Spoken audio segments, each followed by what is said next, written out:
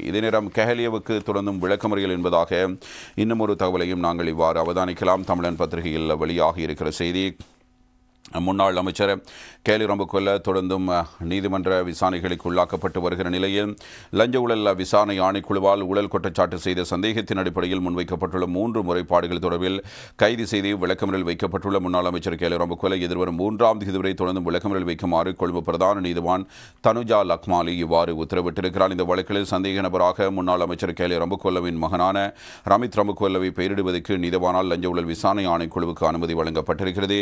2021 மற்றும் 23ஆம் ஆண்டு காலப்பகுதியில் ஊடக சுகாதாரம் மற்றும் சுற்றுச்சூழல் அமைச்சராக கடமையாற்றிக் கொண்டிருந்த போது அவரது பிரத்யேக பணிக்குழு அமைச்சிருந்த 5 பெயர் குறிப்பிட்டு அவர்களுக்கான சம்பளம், கொடுப்பனவுகள் மற்றும் மேலதிக கொடுப்பனவுகள் போன்றவற்றை பிலிமத்தலாவ பிரதேசத்தில் தனியார் கணக்குக்கு விடுவித்து அந்த நிதியை அரசியல் ஆதரவாளர்கள் மற்றும் நெருங்கியவர்களுக்கு பகிர்ந்தளித்ததனூடாக அரசுக்கு நட்டம் ஏற்படுத்தியதாக குற்றச்சாட்டு முன்வைத்து முன்னாள் அமைச்சர் கேலி ரம்புக்வெல்லவுக்கு எதிராக லஞ்ச ஊழல் விசாரணை ஆணைக்குழுவால் 3 முறைப்பாடுகள் பதிவு செய்யப்பட்டிருக்கின்றன. இந்த முறைப்பாடுகள் நேற்று கொழும்பு பிரதான நீதிவான் தனுஜா லக்மாலி முன்னிலையில் விசாரணைக்கு எடுத்துக் கொள்ளப்பட்ட போதே லஞ்ச ஊழல் ஆணைக்குழு அதிகாரிகள் முன்னிலையில் கருத்து முன்வைத்து இந்த வழக்கில் சந்தேக நபரான ரமித் ரம்புக்வெல்லவை பெயரிடுமாறு குறிப்பிடப்பட்டிருக்கிறது.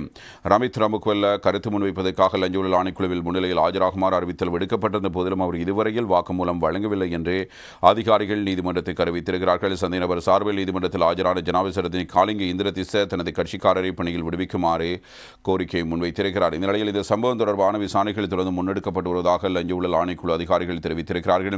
இந்த சம்பவம் தொடர்பில் 22 நபர்களிடம் தொடர்ந்து வாக்குமூலம் பதிவு செய்ய வேண்டியுள்ளதாகவும் தற்போதைய சந்தர்ப்பத்தில் சந்தேக நபரை பிணையில் விடுவித்தால் விசாரணை நடவடிக்கைகளுக்கு நெருக்கடி ஏற்படக்கூடும் என்றும் லஞ்ச ஊழல் ஆணைக்குழு அதிகாரிகள் நீதிமன்றத்துக்கு அறிவித்திருக்கிறார்கள்.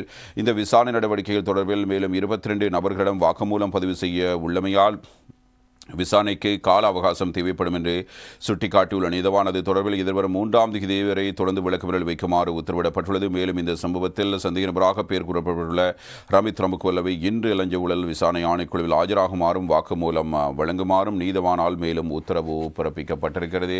தந்தையோடு சேர்த்து புதல்வரும் இப்பொழுது நீதிமன்றத்தில் ஆஜராக வேண்டும், அதனத்தில் லஞ்ச ஊழல் விசாரணை ஆணைக்குழுவில் ஆஜராக வேண்டும் என்பதான கருத்துக்கள் இவ்வாறு முன்வைக்கப்பட்டிருக்கின்றன.